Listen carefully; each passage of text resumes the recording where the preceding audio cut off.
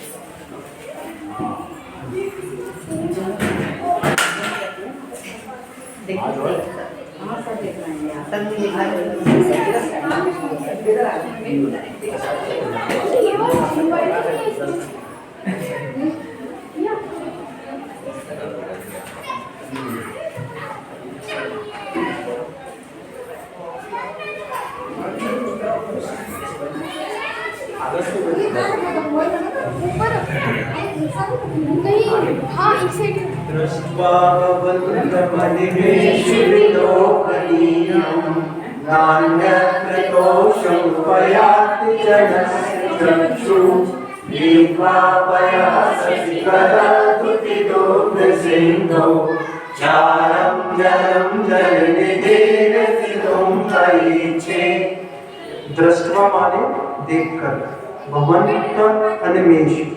भगवान की मुद्रा कैसी है? इसको बिना पलकों के टमकार किए बिना, मतलब एक समय की भी बाधा नहीं आना चाहिए, ऐसी मुद्रा है। सौदा की पलक का अनिमेष, लेकिन अपने पास इतनी शक्ति नहीं है कि अपन बिना पलक झपकाए देख सकें। जब सौदागर भगवान को, जब भगवान बने नहीं अभी, जब जन्म हुआ तभी उनका सौंदर्य इतना था कि उनको देखने के लिए 1000 नेत्र बनवाता है सौदा में विक्रिया से, तो भी संतुष्ट नहीं हो पाता। ऐसे भगवान की मुद्रा है। तो यहाँ पे ये कह रहे हैं कि आपकी मुद्रा को देखकर, और आपकी मुद्रा कैसी है? अनिमेष, बिना पलकों को झपकाए किए बिना देखने योग्य है। विलोकनीय माने देखने योग्य। और जो आपकी मुद्रा को, आपके दर्शन को अच्छी तरह से समझकर दर्शन कैसे करना चाहिए, अभी अपन दर्शन करना जानते ही नहीं है एक्चुअली। भगवान की मुद्रा अपन से क्या कह रहे हैं कि आप जैसे सुख खोज रहे हो बाहर, आंखों से कहां देख रहे हो? बाहर। जितना ऊपर देखोगे उतना आपकी शांति, आनंद, सुख उतना कम होता जाएगा। आपको शांति मिलेगी नासा दृष्टि करने की, मतलब अपन वैसा नहीं कर सकते तो कम से कम अपनी आंखों का उतना ही उपयोग करो पर में जितना जरूरी हो, आवश्यक। हाथ पे हाथ रख के बैठे हैं, क्यों बैठे हैं? क्योंकि भगवान की मुद्रा हाथ पे हाथ रख के ये बता रही है कि कितना भी हाथों से पुरुषार्थ कर लो, शांति मिलेगी तो ऐसे ही मिलेगी।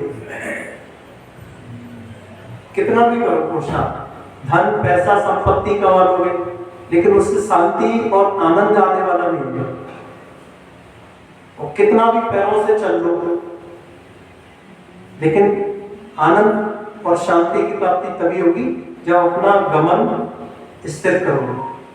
तो भगवान की जो मुद्रा है, यहाँ पे ये कह रहे हैं आचार्य महाराज कि एक बार इनको जो अच्छी तरह से दर्शन कर लेता है तो उसके नेत्र, चक्षु माने नेत्र, ऐसे जन के नेत्र कहीं अन्य संतोष को प्राप्त नहीं होते, है ना। फिर उन्हें इस मुद्रा के अलावा कोई और देवी देवता की मुद्रा भाती नहीं है, संतुष्टि नहीं मिलती, है ना। क्योंकि वो इनमें और उनमें ये अंतर है कि वो अभी संसार में है ना, और उनकी मुद्रा इनके जैसी नहीं है। और आगे एक दो लाइनों में उदाहरण के द्वारा बता रहे हैं। पीतवा पयः शशिकर दुति दुग्ध सिंधु। शशिकर माने चंद्रमा, चंद्रमा के समान धवल उज्जवल। दुग्ध सिंधु माने दूध के समान जिसका जल है, ऐसा समुद्र। कौन सा समुद्र है? क्षीर सागर, मतलब 2.5 दीप में मध्य लोक में क्या होता है, जैसे सेंटर में जम्बू द्वीप, उसको घिरे हुए लवण समुद्र, एक द्वीप एक समुद्र, एक द्वीप एक समुद्र, एक द्वीप एक समुद्र, ऐसे मध्य लोक में असंख्य द्वीप और समुद्र है। उसमें 5वां जो समुद्र आता है 5वें नंबर पे, वो क्षीर सागर का। जब देव अभिषेक करते हैं भगवान का, तो वही क्षीर सागर से दूध के समान, वहां का जल कैसा है, दूध के समान सफेद उज्ज्वल, ऐसा है। तो यहाँ पे कह रहे हैं पीतवा माने पीकर, पया माने दूध, शशिकर माने चंद्रमा के समान वन उज्जवल, दुग्ध सिंधु माने क्षीर सागर का दूध के समान जल पीकर, और मीठा होता है, बहुत स्वादिष्ट होता है, तो उसको पीकर।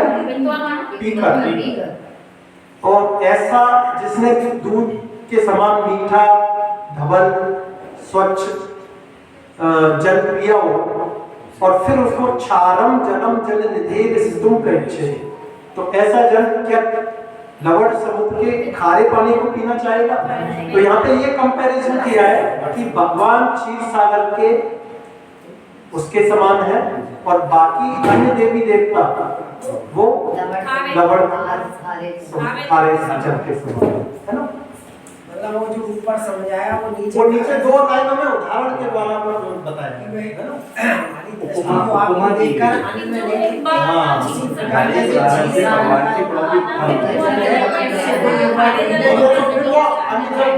खारे जल को क्यों पीना चाहिए? हाँ, ऐसे ही मतलब एक बार अगर आपको अच्छी तरह से समझ लिया जिसने, तो फिर वो अन्य देवी देवताओं के दर्शन करने का भाव नहीं होगा उसका, ये कहना चाह रहे हैं, है ना? पूरा अर्थ है। नहीं, वो तो हिंदी में लिखा हुआ है, अर्थ नहीं है, हिंदी अनुवाद। अब 12वें नंबर पे आ जाओ। यही शांति परमाणु विश्वम निर्मापितस्त्र भुवनेकललाभूतं तावन्ते विकलुते प्रणवा प्रतिज्ञां यत्ते समानिपुरं नैरूपमस्ति। यही शांत राग, मतलब आपका शरीर, भगवान का शरीर कैसे परमाणुओं से बना हुआ है? शांति को उत्पन्न करने वाले परमाणुओं से, राग रुचि, राग से रहित, मतलब भगवान का शरीर इतना सुंदर होता है, इतना सुंदर होता है, औदारिक शरीर ही उनका उतना सुंदर होता है कि बार बार देखने का मन करता है। लेकिन सामान्य संसार में अगर किसी सुंदर व्यक्ति को देखें अपन, तो उसके प्रति राग उत्पन्न होता है, उसको पाने की इच्छा उत्पन्न होती है। लेकिन भगवान का शरीर सुंदर होते हुए भी राग को उत्पन्न नहीं करता, शांति को उत्पन्न करने वाला होता है, मन में वैराग्य को उत्पन्न करने वाला होता है, ऐसा। तो यही शांत राग रुचि परमाणु विश्वम। तो भगवान के लिए कह रहे हैं आचार्य महाराज, आपका शरीर ऐसे शांत रूपी परमाणुओं से बना हुआ है जो राग से रहित है। और भगवान को क्या कह रहे हैं यहाँ पे? त्रिभुवनेक ललाम, तीनों लोगों के शिरोमणि। भगवान को 3 लोगों के नाम कहते हैं ना अपन, तो तीनों लोगों के शिरोमणि हुआ। तो आपका शरीर ऐसे परमाणुओं से बना है जो शांति को, वैराग्य को उत्पन्न करने वाले होते हैं, और राग का नाश करने वाले होते हैं। और अब वो रूप संसार में कहीं किसी का दिखाई नहीं देता। क्यों नहीं दिखाई देता? क्योंकि इस पृथ्वी पर, पृथ्वी माने पृथ्वी पर, वे परमाणु जो शांति को उत्पन्न करने वाले हों, राग को खत्म करने वाले हों, वो उतने ही थे जितने थे, वो सब आपके शरीर में समाहित हो गए। इसलिए आप किसी का रूप दिखाई नहीं देता। दिखाई देता तो ऐसा सुंदर दिखाई लगता है, लेकिन राग को उत्पन्न करता ऐसा वर्णन किया गया। मतलब वो परमाणु इतने ही थे, वो आपके शरीर में ही समा गए। अब परमाणु बचे नहीं, तो अब ऐसा शरीर कहाँ से किसी का हो सकता है? तावंत एक कल्पेप्यडवः पृथिव्यां यत्ते समानं परम नहीं रूपमस्ति। वे अणु उतने ही थे जितने उनके शरीर में लगे, इसलिए अब अन्य किसी का रूप ऐसा दिखाई नहीं देता। वक्रमते सुंदरोरगनेत्रहारी निशेष निर्जित जगत्त्रयोपमानम् बिम्बं कलङ्कमलिनं परिशाकरस्य यद्वासरे भवति पाण्डुपलाशिकल्पम्। अब यहाँ पे भगवान के मुखमंडल का कंपैरिजन चंद्रमा से करते हैं। जैसे अपन कोई जैसे उदाहरण देते हैं ना, कोई सुंदर होता है किसी का मुखमंडल, तो अपन क्या कहते हैं कि तुम्हारा चेहरा तो चंद्रमा के समान है, सुंदर है ना। बहुत सारी उपमाएं देते हैं, जैसे किसी के दांत सुंदर हो तो क्या कहते हैं अपन, तुम्हारे दांत तो मोती जैसे है या अनार के दाने जैसे है। किसी की नाक सुंदर हो तो अपन कहते हैं तुम्हारी नाक तो गरुड़ की नाक के समान है ना। ऐसे ही और भी बहुत सारे नेत्र किसी के सुंदर हो तो कहते हैं तुम्हारे नेत्र तो हिरनी के नेत्र के समान है। तो ऐसी ऐसी उपमाएं संसार में जितनी भी चलती है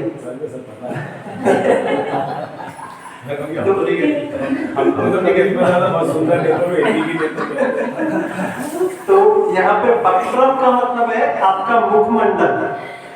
आपका मुखमंडल कैसा है, जो सुर, नर और उरग, ये तीन नाम आएंगे।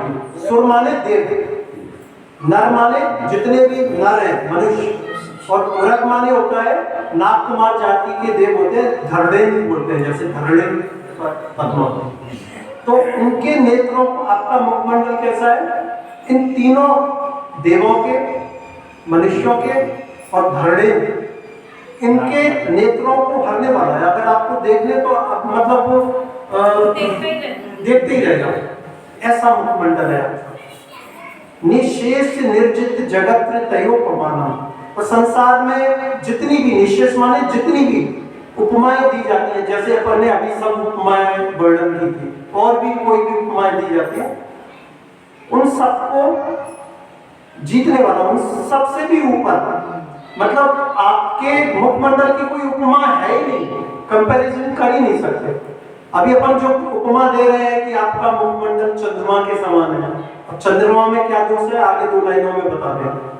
बिंबम कलंक मलिनम निशाकरश, निशाकरश माने चंद्रमा, निशा माने रात में, रात्रि में जो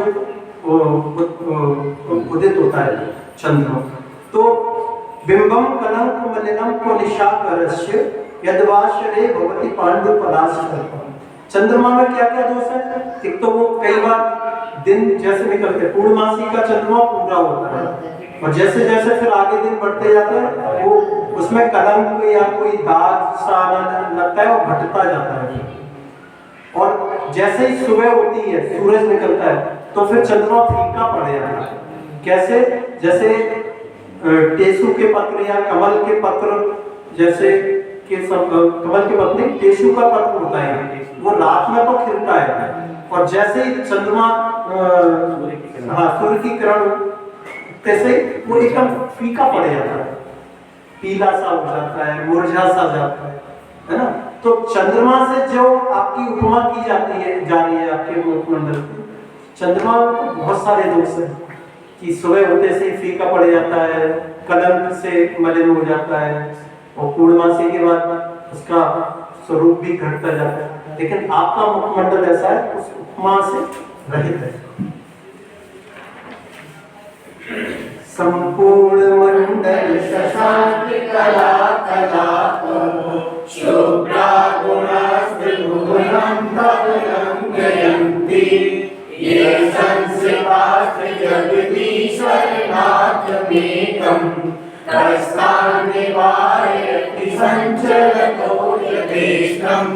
संपूर्ण मंडल शशांक कला कलापो, संपूर्ण माने जब चंद्रमा पूरा होता है, कब होता है, पूर्णमासी के दिन। पूर्णमासी के दिन जब चंद्रमा पूरा अपना उसमें हो, अपने पूरे गुणों के साथ संपूर्ण, और उसकी किरणें चारों तरफ फैली, पूर्णमासी के दिन चंद्रमा की किरणें फैलती हैं, तो उस दिन एकदम गहरा अंधकार नहीं होगा, हल्का हल्का सा उजाला हो जाएगा। तो ऐसे चंद्रमा, जो पूर्णमासी का चंद्रमा जिसकी किरणें चारों तरफ फैल रही हो, तो वो उस दिन फैलती फैलती उन्हें कोई रोक नहीं सकता। उनकी सुख किरणों कलाओं से युक्त, संपूर्ण कलाओं से युक्त होता है उस दिन। तो जैसे उसकी किरणों को कोई नहीं रोक सकता फैलने से, वैसे ही जिन गुणों ने आपका आश्रय ले रखा है उनको तीनों लोक में विचरण करने से कौन रोक सकता है? कोई नहीं रोक सकता, है ना। तो ऐसे भगवान आपके गुण क्या है तीनों लोकों में, क्योंकि उन गुणों ने आपका आश्रय ले रखा है, इसलिए आपके प्रभाव से उनको संपूर्ण जगत में विचरण करने से कोई नहीं रोक सकता। जैसे अब इसको एक सामान्य व्यवहार में उदाहरण से समझ लो। अगर कोई प्रधानमंत्री का बिल्कुल क्लोज हो, है ना, और वो अपन जानते हो कि ये प्रधानमंत्री का बिल्कुल राइट हैंड है, तो उसको मान लो वो आप कहीं पे आने जाने से रोक सकते हो क्या? नहीं रोक पाओगे। तो ऐसे ही भगवान का जिन गुणों ने आश्रय ले रखा है उन गुणों को तीनों लोकों में विचरण करने से कोई भी नहीं रोक सकता। ऐसे चित्रम के नीतम मनागपि मनो न विकार्यमाणं कल्पान्त्यकाल मरुता चलिता चलेन किं मन्दराभिषिखरं चलितं कदाचित्।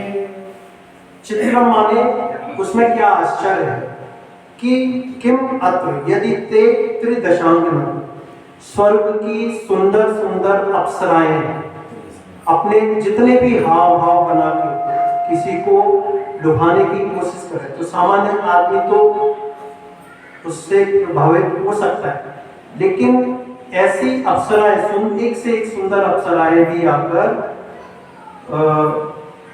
और हर तरह से आपके मन को मोक्ष मार्ग से, वैराग्य के मार्ग से हटाने की कोशिश करती है, फिर भी लेकिन आपका मन किंचित मार्ग भी विकार मार्ग की तरफ नहीं जाता।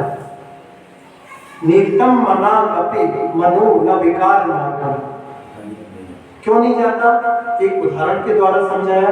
जैसे कल्पांत काल की प्रलय आ रही हो, महाप्रलय आ रही हो, महाप्रलय आती है तो हमने कल भी पढ़ा था कि जैसे जहाँ पे हिमालय पर्वत है, कैलाश पर्वत है, ये पर्वत भी मतलब तहस नहस हो जाते हैं, इतनी महाप्रलय आती है, जलमग्न हो जाएंगे, विखर जाएंगे। लेकिन सुमेरु पर्वत है जो वो वही का वही है, वो जहाँ है अनादिकाल से अनंत काल तक वहीं रहेगा। क्या कल्पांत काल मतलब प्रलय की ऐसी तेज हवा, वर्तमान हवा चल रही हो जो चलता चलेगी, माने पहाड़ों को भी हिला डुला के तहस तहस उखाड़ के फेंक रही हो। किम मंदिरात शीघ्रम, लेकिन वो सुमेरु पर्वत को किंचित मात्र भी हिला नहीं पाती है। ऐसे ही स्वर्ग की अप्सराएं चाहे जितना हाव भाव बना लेते हैं, सामान्य मनुष्य के मन को तो विकार में ला सकती है, लेकिन आपका मन सुमेरु पर्वत के समान है, वो बिल्कुल भी चक्रमान नहीं होता, अड़िग, जैसे सुमेरु पर्वत भगवान के मन को बैराग में लग गया तो ऐसे लग गया कि अब बिल्कुल कोई इधर उधर नहीं कर सकता। और फिर भी उसमें ये कह रहे हैं कि इसमें कोई आश्चर्य नहीं, और कोई इसमें कोई आश्चर्य नहीं है, कोई आश्चर्य नहीं है। अब यहाँ पे 16वें काव्य में भगवान के ज्ञान की दीपक से तुलना की जा रही है। निर्धूम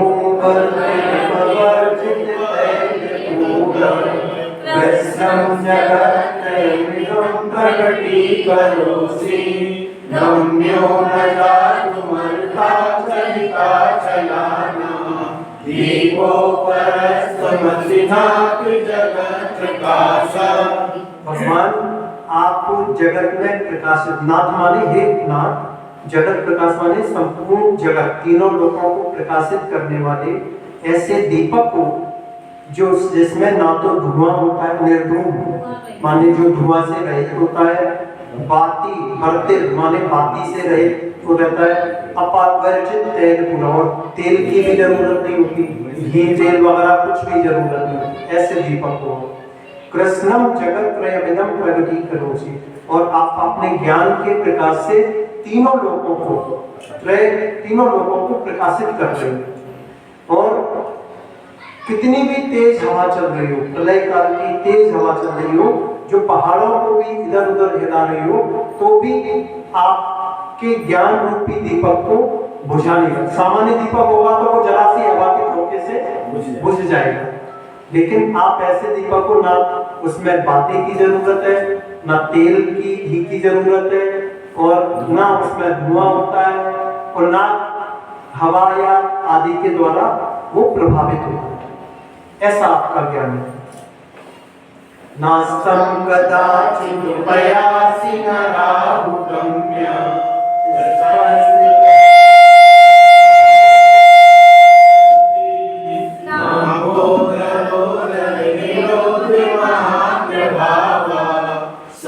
सूर्यातिशायी महिमा से मुनीन्द्र लोके। यहाँ पे भगवान की तुलना की जा रही है सूरज से। सूरज अब नहीं नास्तम कदाचित् पयासी न राहु। सूरज मान ले इतना, सूरज कहते हैं अपन कि सूरज के तेज के सामने कोई नहीं ठहर सकता, कितना दूर है फिर भी पूरे जैसे ही उगता है पूरा अंधकार समाप्त हो जाता है, पूरा जगत प्रकाशित हो जाता है। तो ऐसे प्रकाश करने वाले आप सूरज हो। लेकिन सूरज में कमियां क्या क्या है? एक तो वो अस्त हो जाता है, जैसे ही चंद्रमा आता है वैसे ही वो छूट जाता है, माने रात होती है वैसे ही चला जाता है। दूसरा, राहु बैठ के द्वारा ग्रसित भी हो जाता है कई बार, है ना। तीसरा क्या होता है, जब बादल आते हैं, बरसात आने को होती है, तो बादलों के उधर माने पेट के द्वारा माने घने बादल होते हैं, तो सूरज दिखाई देता है क्या? नहीं दिखाई देता। तो सूरज में तो ये कमियां हैं, लेकिन आप तो इस तरह के सूरज हो जो ना तो कभी अस्त होते हो, है ना कभी राहु के द्वारा ग्रसित किए जाते हो, और ना कोई बादल का प्रभाव आपके प्रभाव को ढक सकता है, कम कर सकता है। ऐसे सूरज क्लियर?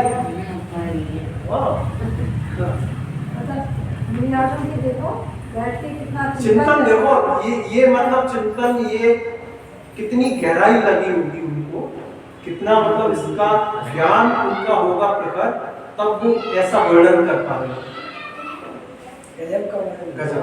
जेल में रहती है 48 सालों के अंदर जगत की अवस्थाएं देखकर जगत की सारी का कामों में कितना आपका ध्यान होना चाहिए। 48 सालों में थे वो मुनिराज। मैं आज तो कहाँ ध्यान भगवान का ध्यान आ रहा है। 7वीं शताब्दी में इसको लिखा, 9वीं या 10वीं 7वीं शताब्दी में, 7वीं में नहीं 7वीं शताब्दी में कल्याण मंदिर स्तोत्र की रचना हुई है। ये 9वीं या 10वीं 9वीं शताब्दी में, 9वीं शताब्दी में, ये बाद में हुई है। कल्याण मंदिर की पहले हुई है। 7वीं या 9वीं। हाँ चलो मुनराज को जेल में डाल दिया। इतना बड़ा निवृत्ति ज्ञान था कमर स्वरूप, निवृत्ति ज्ञान के बल पर उन्होंने भविष्य में कौन कौन सी दिक्कतें श्रापों को आने वाली उसको समझकर इसकी रचना की। इसकी एक एक काव्य जो अपन ने 17वां काव्य पढ़ा, जो पेट के निचले रोग को हटाने के काम बनाता है। इसमें 15 नंबर का काव्य गहरी नींद और मानसिक विकार को दूर करता है। भैया फिर तो इनका थीसिस चलिए, ये तो मैंने भी समय लिख दिया, तो उसके बाद थीसिस हुई, मतलब इतना बड़ा काम है ये। बड़ी बात क्या है? दुनिया तो पूरा थीसिस करते हैं। इस काव्य में कई लोगों ने पीएचडी करी है। ये सोमसेन जो आपने बताया वो सब सोमसेन आचार्य ने किया है, ये पेट के रोग के ये सब उनके समय की घटना है। 7वीं 9वीं शताब्दी में उनको ये पता लग गया था कि आने वाले समय में श्रापों को कौन कौन सी दिक्कतों का सामना करना, और उसके निमित्त से उन्होंने रचना करी अपने भाव से, लेकिन उस निमित्त ज्ञान से इन श्लोकों से, जैसे इसमें कई हमारे पूर्वजों को जेल में डाला गया, जैसे मृगराज दवान लाही संग्राम बारी थे महोदर बंधु सश्यासुरास, तो उनको जब जेल में डाला गया या महोदर जरूरत रोग हो गया या उनको हथकड़ी में डाला गया, तो उनको जी सब उसी समय आभास हो गया था कि जी भविष्य वाला आने वाला भविष्य बहुत कठिन है। उसके निमित्त से इसकी रचना की गई और उस दुख दर्द को हमको आज पंचम काल में जो कष्ट है वो सारे कष्ट दूर करने का निमित्त ज्ञान है। उन्होंने रिसर्च करके तो जो चीज़ है उसको वो जान लिया, लेकिन उन्होंने निमित्त से ही उसको 1200-1400 साल पहले आज से सब कुछ जान लिया कि आने वाले समय में श्राप क्या है। अब देखो 18वें नंबर श्लोक में फिर यहाँ पे चंद्रमा के बिंब से तुलना की जा रही है। नित्योदयं दयितोऽभिमान्यकारं गम्यं न राहुवतिरश्विनवारिदानं विभ्राजते तव मुखाद्रिमनन्विकान्ति वेद्योदय जगत्पूर्वशशाङ्कबिम्बम्। आपका मुखमंडल कैसा है? अनंत कांति, मतलब अल्प कांति युक्त नहीं है, अनंत कांति मतलब जितनी कांति हो सकती है किसी के मुखमंडल में, पूरी कांति आपके मुखमंडल में सारी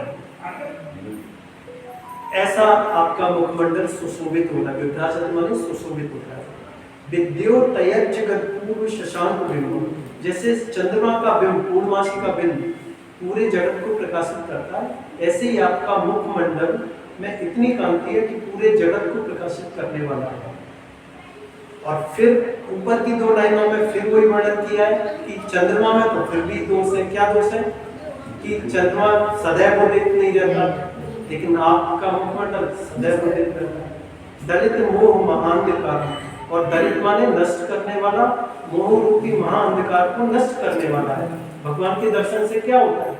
अगर अपन भगवान की मुद्रा को सही अपन दर्शन करना जानते ही नहीं अभी, अगर उनकी मुद्रा के बारे में चिंतन करें कि ये इस मुद्रा में क्यों बैठे हुए हैं, तो आपका मोह रूपी शत्रु है वो नाश को प्राप्त होगा ही होगा।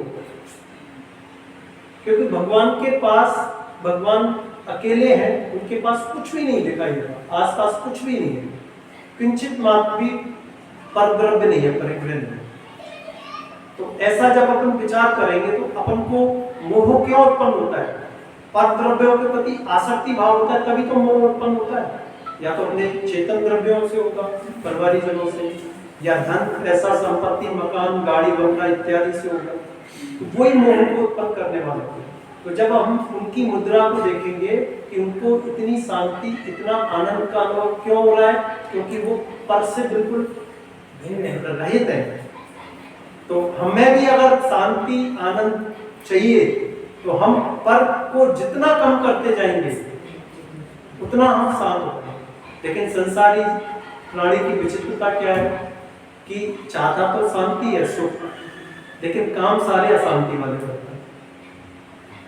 अपन सभी बताओ, अपन सभी सुबह से लेके भाग दौड़ जितनी करते हैं उतनी जरूरी नहीं है।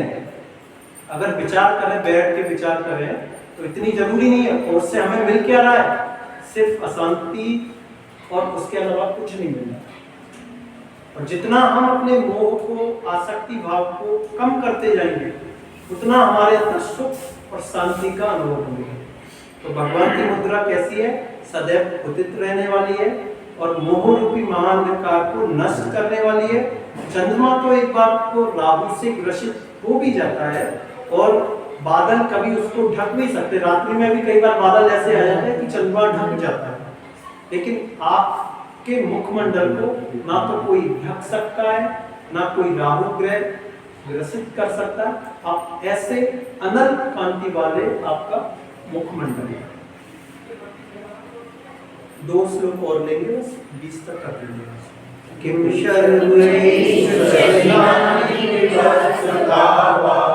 युष्मन्मुखेन्दुदलितेषु तमश्रुनाथ निष्पन्नशालिवनशालिनि जीवलोके कार्यं कियज्जलधरै जलवारिणम्रै। आपका युष्मन् मुखेन्दु, आपका मुखमंडल, इंदु माने चंद्रमा, आपका मुख रूपी चंद्रमा, आपका मुख रूपी चंद्रमा कैसा है? दलितेषु तमः सुनातु। हे नाथ, आपका मुख रूपी चंद्रमा तमः माने मोह रूपी अंधकार को दलने वाला है, नाश करने वाला है। और जब मोह रूपी अंधकार को दलने वाला हो तो फिर सूर्य की प्रकाश की क्या आवश्यकता है? किम, ऊपर की लाइन पे आ जाओ, किम सर्वरीषु ससनानि विवशतः। ना तो सूर्य की जरूरत है और ना चंद्रमा की जरूरत है। सूर्य क्या करेगा? प्रकाश करेगा, लेकिन आपका मुखमंडल वैसे ही अंधकार को दूर कर रहा है। अब क्या जरूरत है सूर्य की? सूर्य चंद्रमा सब फीके हैं, सब फीके हैं, उनकी जरूरत ही नहीं है। कैसे जरूरत नहीं है? दो लाइनों में समझो नीचे। जैसे धान की फसल पक गई हो पूरी तरह से, अब बारिश की कोई जरूरत है? तब तक जरूरत होती है जब तक वो पकी नहीं हुई।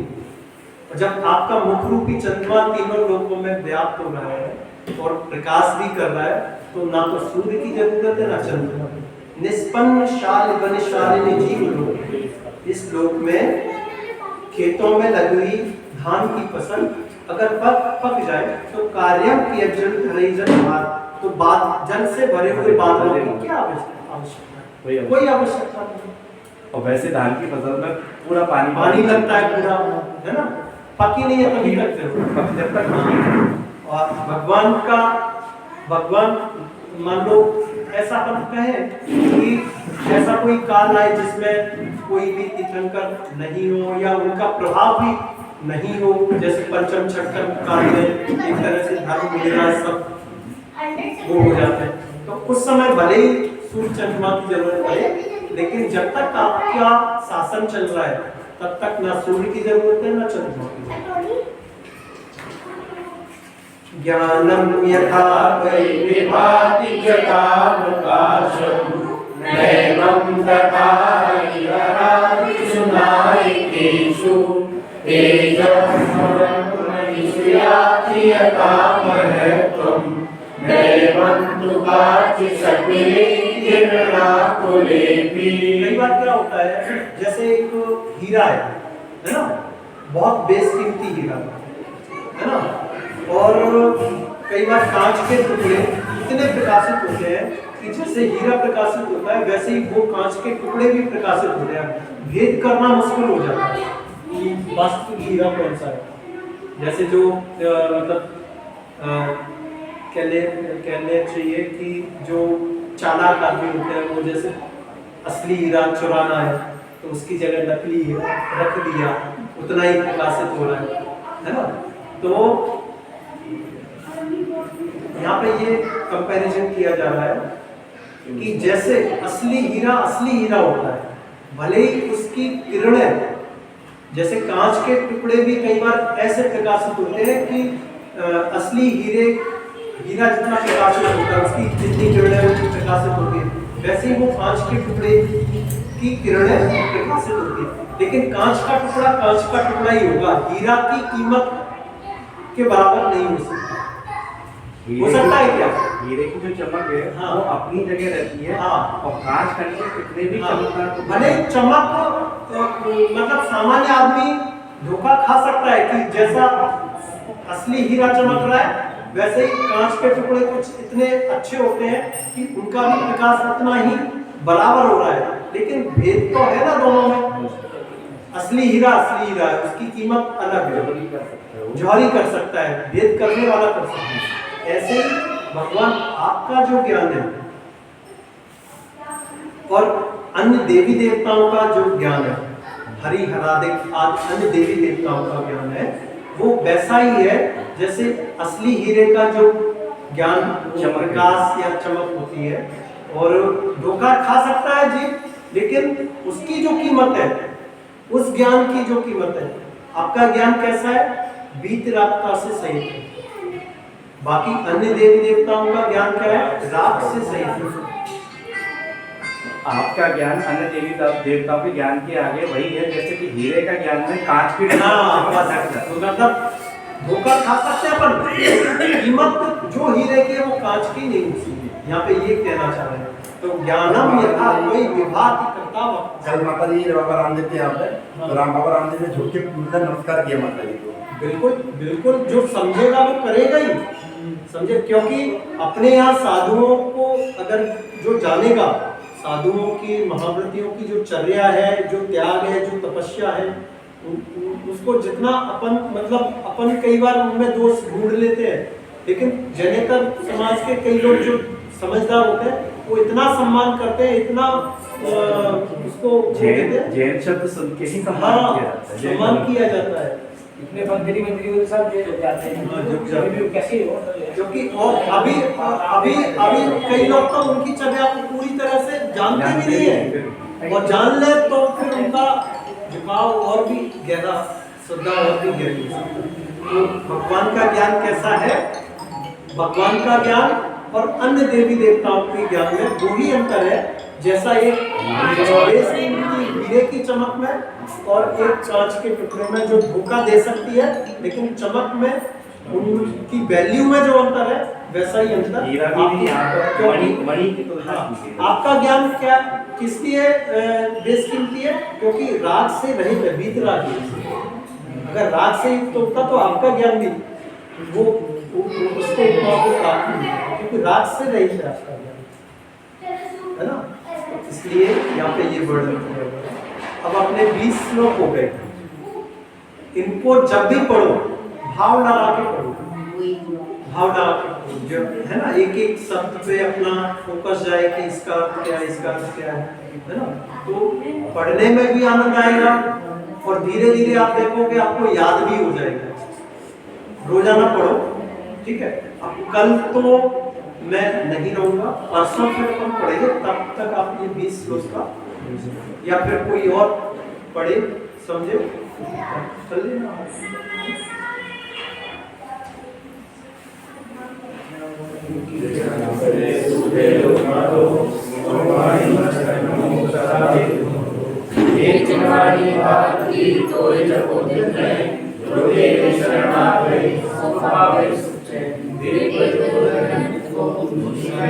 धर्म